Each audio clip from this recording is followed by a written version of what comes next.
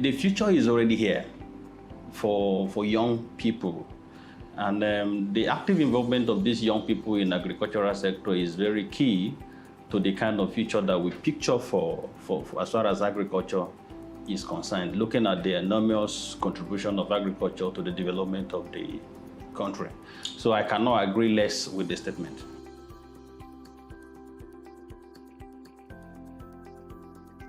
The reality is that before now, when you look at the majority of the people you find in the agricultural sector, unfortunately, they are a set of people that are poor, and I mean the rural farmers. Most of the youth today that we are talking about, even though have migrated to the urban center, are young people that grow up in the villages, seeing these farmers very poor. So when you tell them to come into agriculture, the first thing that comes to their mind is the picture of that rural poor woman and man that they know that is struggling because he's a farmer. But the reality today is that the narrative is changing. And there is more awareness on the part of the young people on the true value of agriculture. And I can tell you today that we have more young people participating in agriculture more than it used to be. Yes, I agree with that. There have been a lot of sensitization. There have been a kind of a new policy direction that is supporting agriculture. If you look at the programs and activities of the past government, that is, I mean, by President Goodluck Jonathan, when they launched the agricultural transformation agenda, headed by Dr. Akinwumi Adesina, that brought a lot of innovation, that brought a lot of changes, policies, new programs that are specifically focused on the young people. There are no white-collar jobs. When you look at the numbers of jobs that are being created or the job opening every year, compared to young people who are graduating from school, seeking to enter into this white-collar jobs sector, you discover that it's very limited. When you look at, in terms of the earnings from agriculture, over this period, it has also improved. So it's a combination of this factor that have led to this new interest of young people wanting to get involved in agriculture.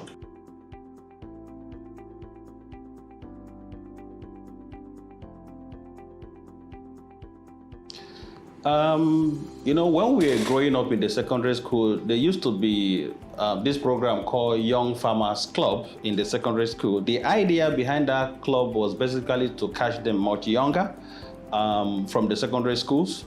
But unfortunately, as we move along the way, the club just fizzled out and we seem not to hear anything about it again. And talking about the things of agriculture, I'm a graduate of agriculture myself. I was opportune to be the keynote address speaker during the conference of the Deans of Agriculture, sometimes in 2016.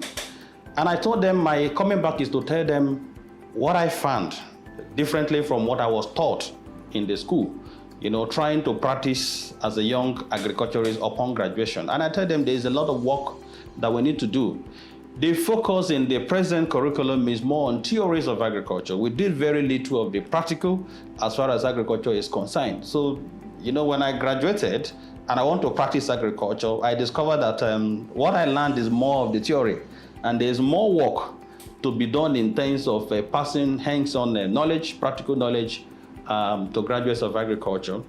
And that led me to initiating a program we call Agripreneurship Incubation and Mentorship Program in 2016. So officially in 2017, ISA signed an MOU with ADAN. ADAN is a short form for the Association of the Deans of Agriculture in Nigeria. And the idea was to see how we can implement programs that will complement the present agriculture curriculum that we have to inculcate more practical knowledge, you know, more business-oriented programs for students of agriculture so that when they graduate, they don't begin to learn on the job while you still call yourself an agricultural professional.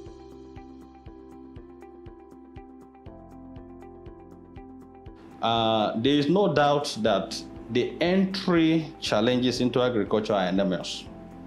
You know, ranging from lack of fund to kickstart whatever idea you have. You also agree with me that young people have very limited access to land. And land is the very key factor as far as agricultural production is concerned. You know, some obviously do not have the required skills and they seem not to be running, more of this program that kind of train them directly on whatever job or whatever sector or value chain of agriculture they want to get involved in. And these are some of the reasons why we launch the Agripreneurship Incubation and Mentorship Program. We seek the attention of the Federal Ministry of Agriculture through ADAN, and they bought into the program. As I speak to you today, we have 10 agribusiness incubation centers established in 10 universities. And the idea behind these incubation centers is to pass on hands-on agricultural knowledge, business-oriented training for young people that want to get involved in agriculture. This agribusiness incubation center, each of the 10 centers is focusing on a particular commodity. And the idea is that, for example, if you say you want to get involved in the yam value chain, the Agribusiness Incubation Center hosted by the Federal University of Agriculture, Makurdi, is focusing on yam value chain. And the idea is that everything concerning yam, from seedling to processing, you are supposed to be able to learn that in the incubation center. Ebonyi Incubation Center, for example, is focusing on rice value chain. This is different from the general programs of the incubation centers that are basically, designed to address the issue of mindset of the people towards agriculture. There's what we call the agribusiness mindset clinic. We take your mindset to the clinic and, make you well, begin to see agriculture as a business, moving from there to incubation lab, where we talk about your idea. What do you really want to do in agriculture? What sector, what value chain do you want to be active on?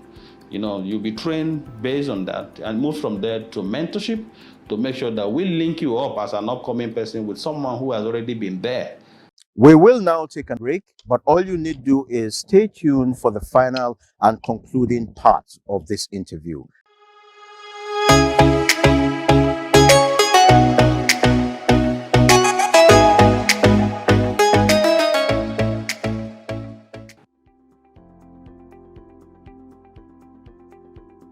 Yes, we do. Okay. We have the potential. Okay. Now, when you look at our available land space for agriculture, our arable land, we have over 84 million hectares of land that can support agriculture. When we say land is the problem, the lands are there. Number one, this land belongs to people. People that are older than the younger generation we are talking about. That is one.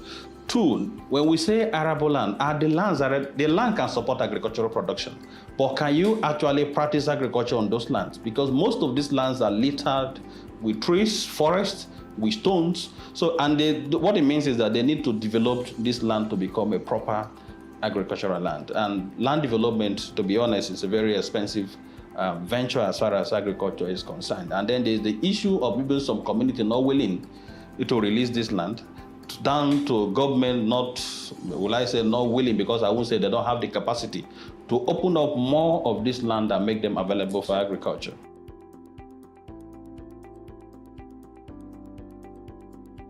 Okay, if you talk about the wastages in agriculture, I think there is statistics from the Food and African Organization, FOA Food and Organization, that says that about 30 to 40% of the food grown in Africa is wasted every year.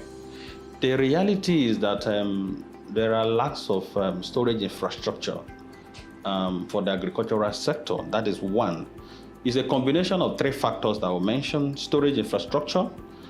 We have logistics problem, where the roads are bad. You don't even have the transportations facilities required to move this food from where they are being produced to where they could be bought or processed. Three, we need to do more in terms of our value addition. Sad enough, the federal government have these silos that when you are traveling to different states, you will see them, giant structure lying waste. Most of them are not functional. The idea behind these silos is to take off produce from farmers, store for them over time, pending when the price improves and for them to sell. Most of them are not functioning.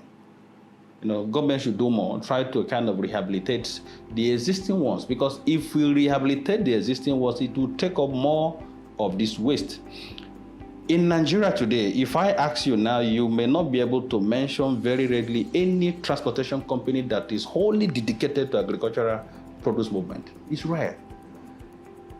Farmers are left at the mercy of, passenger vehicles when they have anything when they want to move. And, such a system is not reliable as far as agriculture is concerned. And then for those of them in the perishable sector, you discover that they don't have the luxury of the time.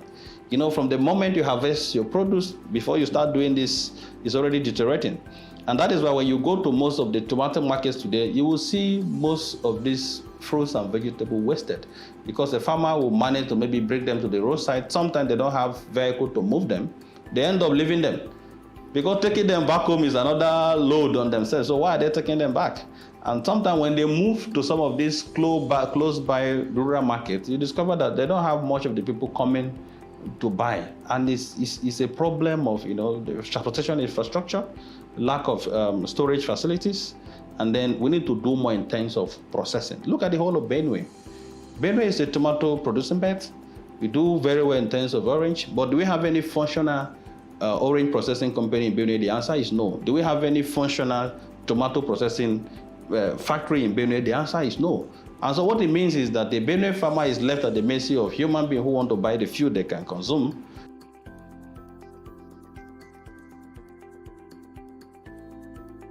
Nigeria is very diverse. I want to believe that with the new consciousness of young people to, get involved and benefit from agriculture, there may be such cooperative, such organization across the country. Like I mentioned, the Smallholder Farmers Foundation that does basically in terms of capacity building for young people, for community women down there in the youth in the eastern part of the country. And then YISA, we have been doing our best. We have presence in about 15 states. And we link up with any organization that has training or capacity building program for young people.